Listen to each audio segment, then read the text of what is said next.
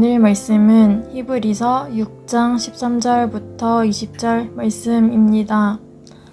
하나님이 아브라함에게 약속하실 때에 가리켜 맹세할 자가 자기보다 더 큰 이가 없으므로 자기를 가리켜 맹세하여 이르시되 내가 반드시 너에게 복 주고 복 주며 너를 번성하게 하고 번성하게 하리라 하셨더니 그가 이같이 오래 참아 약속을 받았느니라.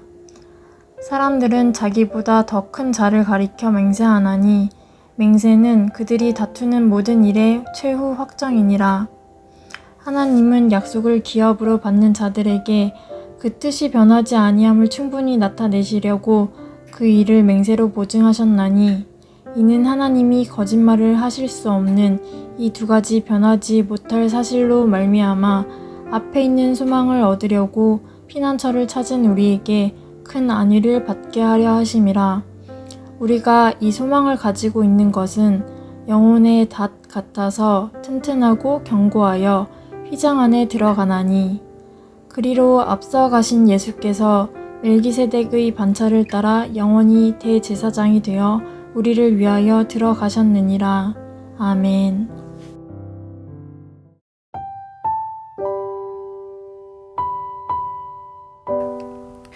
아이들이 약속하는 걸 보면 새끼손가락을 걸고 약속이라고 합니다. 그리고 그걸로도 모자라 도장을 찍고 복사하는 모습 보신 적 있으시지요?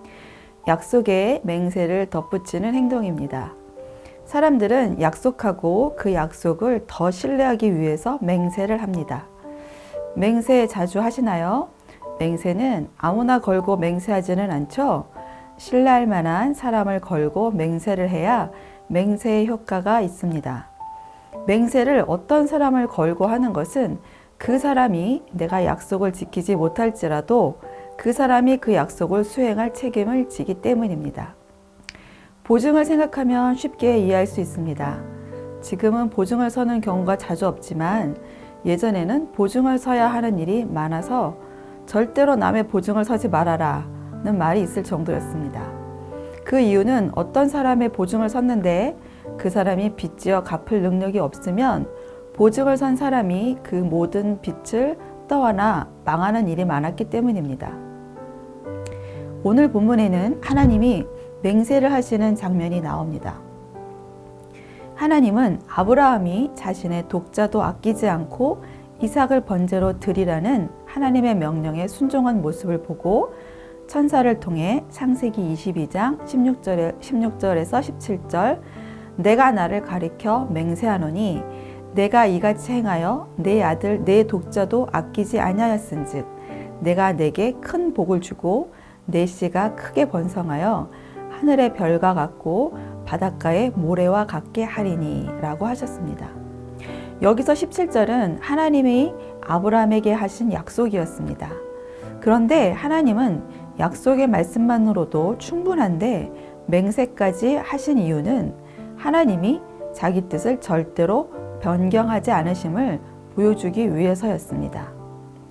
맹세는 원래 자기보다 더 큰 사람을 두고 맹세하지만 하나님은 하나님보다 큰 자가 없어서 하나님을 가리켜 맹세하셨습니다. 이처럼 맹세는 그들이 다투는 모든 일의 최후 확정이 됩니다. 어제 본문에서 12절 약속들을 기업으로 받는 자들을 본받는 자 되게 하려는 것이니라로 끝났습니다.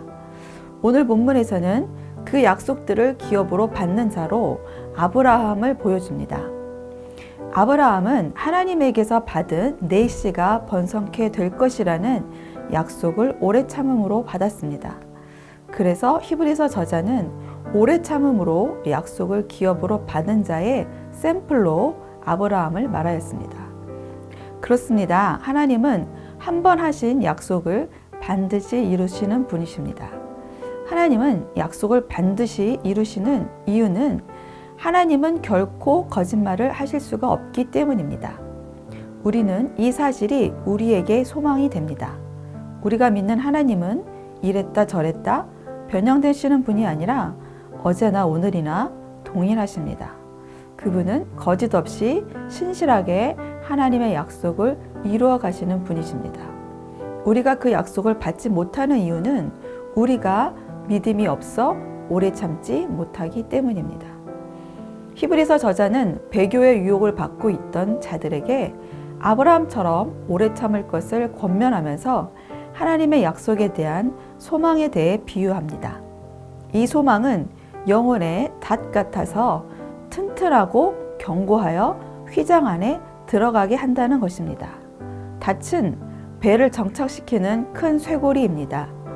아무리 큰 배라고 해도 닷을 내리면 그 배는 거대한 파도가 몰아쳐도 떠내려가지 않습니다. 그러나 아무리 큰 배라고 해도 닷을 내리지 않으면 금세 바다 가운데로 떠밀려 갈 수밖에 없습니다. 또 이 영혼의 닷은 우리를 휘장 안으로 들어가게 한다고 19절에서 말합니다. 휘장은 성소와 지성소를 가로막는 것이었습니다. 휘장 안으로 들어간다는 것은 지성소로 들어간다는 뜻입니다. 지성소는 가장 안전한 곳, 하나님이 은혜를 베푸시는 시은자가 있는 곳입니다. 하나님의 약속을 신실히 붙잡는 자는 소망을 가진 자요, 소망을 가진 자는 가장 안전한 곳인 지성소에 들어갈 자입니다. 그리고 우리보다 먼저 앞서 그 휘장 안으로 들어가신 분이 계십니다. 그분은 바로 예수님이십니다. 20절, 그리로 앞서가신 예수님께서 멜기세덱의 반차를 따라 영원히 대제사장이 되어 우리를 위하여 들어가셨느니라. 예수님은 지성소 안으로 앞서 가셨습니다. 우리는 그분의 뒤를 따라 우리도 지성소 안으로 들어갈 수 있습니다. 당시 믿는 자들을 핍박하고 여러 불이익이 주어지는 상황에서 히브리서 저자의 이 메시지는 그들의 소망을 견고케 하는 말씀이 되었을 것입니다. 아브라함을 다시 상기하며 아브라함이 오래 참음으로 하나님의 약속을 성취를 보았듯이 그들도 약속을 받은 자들로 그 약속을 더 견고히 붙들어야겠다는 소망이 일어났을 것입니다. 사실 아브라함의 생애를 보면 항상 아브라함이 오래 참음으로 하나님의 약속을 붙들지는 않았다는 것을 알 수 있습니다.